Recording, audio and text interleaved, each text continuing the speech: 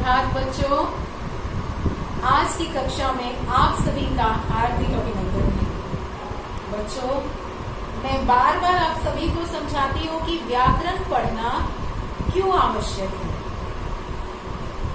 व्याकरण क्या होता है? नियमावली है कि भाषा को किस प्रकार से शुद्ध रूप से बोलना, पढ़ना, लिखना सीखे। हम सभी बोलते हैं, बहुत सारी बोलियों का भी अपनी भाषा में इस्तेमाल करते हैं। बहुत सारी अंग्रेजी के, उर्दू के शब्दों का मिश्रित रूप भी बोलते हैं। लिंग का भी ध्यान नहीं रखते हैं। व्याकरण हमें क्या सिखाता है कि हमें किस प्रकार से बोलना चाहिए। अगर हम शुद्ध बोलेंगे तो ही शुद्ध लिखेंगे। ये ध्यान रखना है बच्चों। बार बार आपको मैं यही समझाती हूँ कि व्याकरण को समझना सभी के लिए आवश्यक है, चाहे वह हिंदी का व्याकरण हो अथवा अंग्रेजी का व्याकरण हो। कहानी हम सब समझ लेते हैं, लेकिन अगर कहानी से संबंधी कोई प्रश्न आता है, अपने से उत्तर लेना होता है, तो हम कहाँ फंस जाते हैं? व्याकरणिक गलतियां कर देते हैं और हमारे अंक कट जाते हैं। तो इस जगह पर हमें क्या ध्यान देना है कि हम संज्ञा पढ़े, क्रिया पढ़े, विशेषण पढ़े, जो भी पढ़े उसको ध्यान से समझें और बार बार अभ्यास करें। तो बच्चों, हमने संज्ञा पढ़ लिया है। आज हम सर्वनाम की पुनरावृत्ति करेंगे। सर्वनाम क्या है? वे शब्द, बचपन से हम पढ़ते आ रहे हैं कि जिन शब्दों का प्रयोग संज्ञा शब्दों के बदले में होता है, उन्हें हम सर्वनाम कहते हैं। सर्व मतलब सब, और सब के नाम के बदले में, सबके नाम के बदले में जिन शब्दों का प्रयोग हो गया, उन्हें ही हम सर्वनाम कहते हैं। सर्वनाम का प्रयोग किस लिए होता है? कि जो हमारी भाषा है वह स्पष्ट हो और बार बार एक ही नाम को दोहराने से हम बचें। जैसे राम कक्षा 7वीं में पढ़ता है। राम कक्षा 7वीं में पढ़ता है। यहाँ से हमारी भाषा प्रारंभ हुई। राम 10 वर्ष का है। राम का एक छोटा भाई है।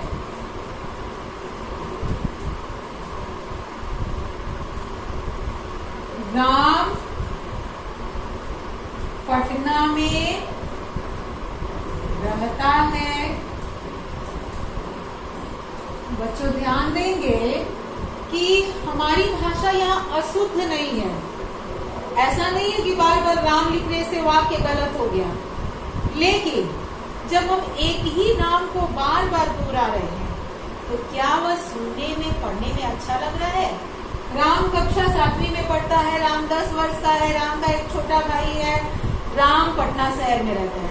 ऐसा लग रहा है कि हम एक ही नाम को बार बार दोहराकर एक ही शब्द पर विशेष बल दे रहे हैं। तो भाषा में, भाषा कब सुंदर बनती है? जब हम उसको अच्छे ढंग से प्रस्तुत कर सके। अब पहला वाक्य, राम कक्षा 7वीं में पढ़ता है। ठीक है, यहाँ से हमारी भाषा शुरू हो गई है। राम के विषय में हम बता रहे हैं। इसके बदले में ये जो 3 वाक्य है, यहाँ हम क्या प्रयोग कर सकते हैं? राम 10 वर्ष का है, तो राम के बदले यहाँ क्या प्रयोग हो जाएगा? वह 10 वर्ष का है। राम का एक छोटा भाई है, यहाँ राम के बदले में क्या प्रयोग होगा? इस राम के बदले में तो वो हो गया, इस राम के बदले में उसका।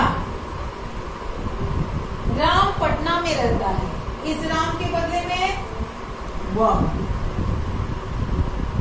एक शब्द राम और इसके बदले में 3 शब्दों का प्रयोग हुआ, यही सर्वनाम है।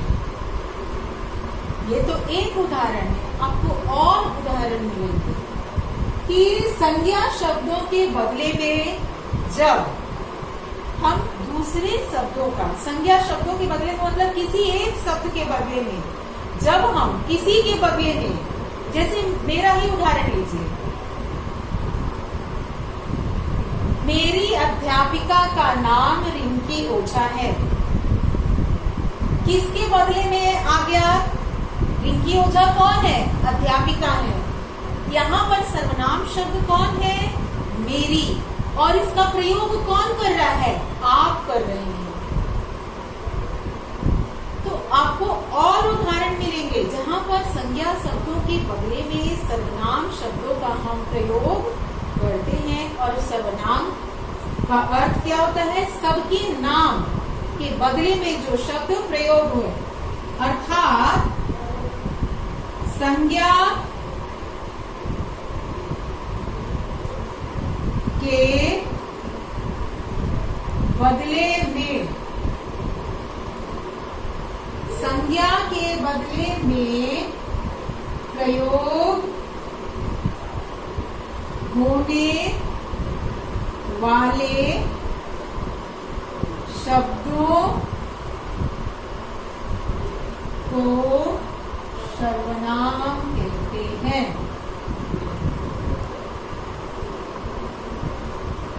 इतना सभी बच्चे जानते हैं, किंतु आपको ध्यान रखना है कि सर्वनाम किसको कहते हैं, इनका प्रयोग कहाँ और किस रूप में होता है। तो संज्ञा के बदले में प्रयोग होने वाले शब्दों को सर्वनाम कहते हैं। उदाहरण आपने देख लिया, और बार बार एक ही शब्द के प्रयोग से बचने के लिए, अपनी भाषा को सुंदर बनाने के लिए, अधिक स्पष्ट करने के लिए हम सर्वनाम शब्दों का प्रयोग करते हैं। तो अब हम देखते हैं कि सर्वनाम के कितने भेद हैं। बच्चों, अब हम पढ़ेंगे सर्वनाम के भेद। आप सभी को याद है सर्वनाम के कुल कितने भेद हैं? 6 भेद। इससे अधिक भी आपको कई पुस्तकों में मिलेंगे, लेकिन मुख्य रूप से 6 भेद हैं। अब इसको हम कैसे समझें? सबसे पहला भेद है पुरुषवाचक सर्वनाम। ये कौन से सर्वनाम शब्द हैं जिनका प्रयोग संज्ञा शब्दों के बदले में होता है? तो इसका उदाहरण है मैं, तुम और वह। मैं, तुम, वह। पुरुषवाचक सर्वनाम, जिन सर्वनाम शब्दों का प्रयोग मैं का किसके लिए प्रयोग करते हैं? मैं का प्रयोग अपने लिए। तुम का प्रयोग किसके लिए करते हैं? दूसरे के लिए, जो हमारी बात को सुनता है। वह का प्रयोग तीसरे के लिए। ध्यान रखिएगा, पुरुषवाचक सर्वनाम मैं, तुम, वह, और पुरुषवाचक सर्वनाम के 3 भेद होते हैं। पहला, प्रथम पुरुष। प्रथम पुरुष अर्थात मैं, और मैं का बहुवचन हम। प्रथम पुरुष मैं, हम। पुरुषवाचक सर्वनाम का भेद है। दूसरा, तुम। यह है मध्यम पुरुष। मध्यम पुरुष तुम, तुम्हारा, तू, और अन्य पुरुष, इसको कहते हैं अन्य। वह, वे। यहाँ पर किसी का नाम नहीं है, यह बात सदैव ध्यान रखना है कि सर्वनाम किसी के नाम के बदले में होता है। किसी का भी नाम, चाहे वह बोलने वाला हो, चाहे वह सुनने वाला हो, या किसी अन्य के बारे में बात कर रहे हो। जैसे मैं तुमसे कह रही हूँ, वह क्यों नहीं आया? मैं तुमसे पूछ रही हूँ, वह क्यों नहीं आया? हम दोनों बात कर रहे हैं किसके बारे में? अन्य के बारे में। यहाँ पर मैं क्या है? पुरुषवाचक सर्वनाम। वह क्या है? पुरुषवाचक सर्वनाम। और तुम क्या है? पुरुषवाचक सर्वनाम। पुरुषवाचक सर्वनाम के कितने भेद है? पुरुषवाचक सर्वनाम के 3 भेद हैं, याद रखिएगा। प्रथम पुरुष फर्स्ट पर्सन, मध्य पुरुष सेकंड पर्सन, अन्य पुरुष थर्ड पर्सन। पुरुषवाचक सर्वनाम मैं, तुम, वह 3 उदाहरण याद रखेंगे तो आपको समस्या समझने में नहीं होगी। बोलने वाला, सुनने वाला और किसी अन्य के बारे में जिन सर्वनाम शब्दों का प्रयोग किया जाता है उन्हें पुरुषवाचक सर्वनाम कहते हैं। क्लियर? एक बार और सुन लीजिए। बोलने वाला, सुनने वाला अथवा किसी अन्य के बारे में जिन सर्वनाम शब्दों का प्रयोग किया जाता है उन्हें पुरुषवाचक सर्वनाम कहते हैं। पुरुषवाचक सर्वनाम के भी 3 भेद होते हैं। प्रथम पुरुष, मध्यम पुरुष, अन्य पुरुष। मैं, तुम, वह, मैं का बहुवचन हम, तुम, तुम्हारा, तुम्हें, वह, वे। दूसरा है निश्चयवाचक सर्वनाम। जिन सर्वनाम शब्दों का प्रयोग दूर की अथवा पास की वस्तुओं के लिए किया जाता है उन्हें निश्चयवाचक, निश्चय का मतलब ये स्पष्ट है, दूर की अथवा पास की वस्तुओं के लिए जो निश्चयात्मक बोध कराते हैं उन्हें हम निश्चयवाचक सर्वनाम कहते हैं। जैसे मेरे पास एक वस्तु है कलम, यह कलम मेरी है, यह कलम मेरी है। वह पुस्तक तुम्हारी है। हम वह का प्रयोग कब करते हैं? जब कोई दूर की चीज होती है। पास के लिए यह मेरी कलम है, वह तुम्हारी पुस्तक है। तो दूर की अथवा पास की वस्तुओं का जो निश्चयात्मक बोध कराए उन्हें हम निश्चयवाचक सर्वनाम कहते हैं। उदाहरण क्या मैंने दिया? यह और वह। निश्चय, दूर की अथवा पास की वस्तुओं का निश्चयात्मक बोध, यह और वह। अनिश्चयवाचक सर्वनाम, जिन सर्वनाम शब्दों का प्रयोग करते समय कोई भी निश्चयात्मक बोध न हो। निश्चयात्मक मतलब हमें पता ही नहीं हो कि क्या है, कौन आया है। कई बार हम प्रश्न पूछते हैं, बाहर कौन खड़ा है? यह तो प्रश्न के लिए हो गया। तुम कुछ खाओगे? कोई आया है? बाहर कोई आया है। जब हमारे पास निश्चित बोध नहीं होता है, कौन प्रश्नवाचक है, लेकिन बाहर कोई आया है, जब हम नाम नहीं बताते हैं, जब हमारे पास कोई निश्चित बोध नहीं होता है, वह शब्द अनिश्चयवाचक है। इसका उदाहरण क्या है? कोई, कुछ। निश्चयवाचक यह, वह।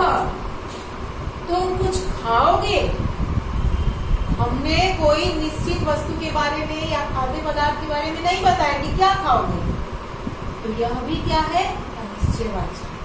वहां कुछ गिरा है, यह भी क्या है? कुछ शब्द अनिश्चयवाचक सर्वनाम। संबंधवाचक सर्वनाम, जिन सर्वनाम शब्दों का प्रयोग वस्तु से संबंध बताने के लिए प्रयोग किए जाए। उसका भाई, उसकी बहन, मेरी किताब, जो करेगा सो भरेगा, उसका, उसकी, तुम्हारा, तुम्हारी, जो संबंध को सूचित करे। ये सारे शब्द संबंधवाचक सर्वनाम कहलाते हैं। संबंधवाचक सर्वनाम जो सर्वनाम संबंध को सूचित कर रहे हैं, जैसे उसका भाई, उसकी बहन, उसका, जिसका, जो, सो, ये सब संबंधवाचक सर्वनाम है जो आपस में एक दूसरे सर्वनाम के साथ संबंध सूचित करते हैं। अब है प्रश्नवाचक सर्वनाम। प्रश्न कहने से स्पष्ट हो गया, जिन सर्वनाम शब्दों का प्रयोग प्रश्न पूछने के लिए किया जाए। कौन आया है, तुम क्या खाओगे, तुम क्या कर रहे हो, किसने पूछा, ये सारे शब्द कौन, क्या, किसमें प्रश्नवाचक सर्वनाम के अंतर्गत आते हैं। जब हम नाम नहीं ले रहे हैं लेकिन प्रश्न पूछने के लिए कुछ शब्दों का प्रयोग कर रहे हैं। निजवाचक सर्वनाम। बच्चों यहाँ आपको समस्या होती है पुरुषवाचक और निजवाचक सर्वनाम में। मैंने परीक्षा में भी इस बार दिया था और आपसे गलतियां की। निज का मतलब होता है अपना, ठीक है। पुरुषवाचक सर्वनाम में भी आप क्या देख रहे हैं कि अपने बारे में प्रयोग किया जा रहा है सर्वनाम शब्द। और निजवाचक में भी, निज मतलब केवल अपने बारे में। और इसके पहचान के लिए आप ध्यान दीजिएगा, अपना, स्वयं, अपने आप, खुद। जहां ये तीन शब्द आप देखेंगे आप समझ जाइएगा कि ये निजवाचक सर्वनाम शब्द के हैं। जैसे वाक्य में स्वयं चले जाओ, स्वयं चले जाओ, यहाँ पर स्वयं शब्द क्या है, निजवाचक सर्वनाम, मतलब अपने चले जाओ, अपने आप कर लूंगी, केवल अपने बारे में प्रयोग हो रहा है। मैं कर लूंगी, पुरुषवाचक सर्वनाम। वहां पर भी है बोलने वाला, सुनने वाला, अन्य के लिए जब प्रयोग किया जाए। और मैं यहाँ पर क्या है, प्रथम पुरुष। यहाँ पर स्वयं, अपने आप, खुद क्या है, निजवाचक। केवल आप अपने बारे में या केवल अपने बारे में जिन सर्वनाम शब्दों का प्रयोग किया जाए वे निजवाचक सर्वनाम कहलाते हैं। याद रहेगा बच्चों, तो एक बार हम इसको दोहरा लें। सर्वनाम किसे कहते हैं, जिन शब्दों का प्रयोग संज्ञा शब्दों के स्थान पर होता है उन्हें हम सर्वनाम कहते हैं। सर्वनाम के मुख्य 6 भेद हैं। पुरुषवाचक सर्वनाम, निश्चयवाचक सर्वनाम, अनिश्चयवाचक सर्वनाम, संबंधवाचक सर्वनाम, प्रश्नवाचक सर्वनाम, निजवाचक सर्वनाम। पुरुषवाचक सर्वनाम के कितने भेद होते हैं, पुरुषवाचक सर्वनाम के भी 3 भेद होते हैं। प्रथम पुरुष, मध्यम पुरुष और अन्य पुरुष। तो बच्चों उदाहरण एक बार पुनः देख लीजिए। पुरुषवाचक सर्वनाम मैं, तुम, वह। निश्चयवाचक यह, वह। अनिश्चयवाचक कोई, कुछ, कहीं। प्रश्नवाचक जो प्रश्न पूछने के लिए किए जाए। संबंधवाचक जिसका, उसका, जो, सो, जो आप सर्वनाम शब्द संबंध को सूचित करें। और निजवाचक सर्वनाम जिन सर्वनाम शब्दों का प्रयोग अपने लिए हो। और बच्चों यहाँ पर एक चीज और छूट रहा है, आप। यहाँ पर भी आप है और पुरुषवाचक सर्वनाम में भी आप का प्रयोग होता है। बच्चों यहाँ भी ध्यान देना है कि पुरुषवाचक सर्वनाम में भी यह बहुत ही महत्वपूर्ण बात है, आप का प्रयोग। और निजवाचक में भी आप। निजवाचक में आप, अपने आप ही कर लूंगी, यह भी वाक्य प्रयोग है। आप ही कर लूंगी, आप ही खा लूंगी, मतलब अपने आप खा लूंगी, अपने बारे में। और पुरुषवाचक में अगर आपका प्रयोग हुआ तो आप बैठ जाइए, आप आ जाइए। तो पुरुषवाचक सर्वनाम क्या है, आदर सूचक व्यक्तियों के लिए हम पुरुषवाचक सर्वनाम में जब आप का प्रयोग करते हैं तो वहां पर पुरुषवाचक, जहां पर आप आदर सूचक देखिएगा समझ जाइएगा कि वह पुरुषवाचक सर्वनाम है, और जहां पर केवल अपने बारे में हो वह निजवाचक सर्वनाम होता है। तो बच्चों आज की कक्षा के लिए इतना ही। धन्यवाद बच्चों।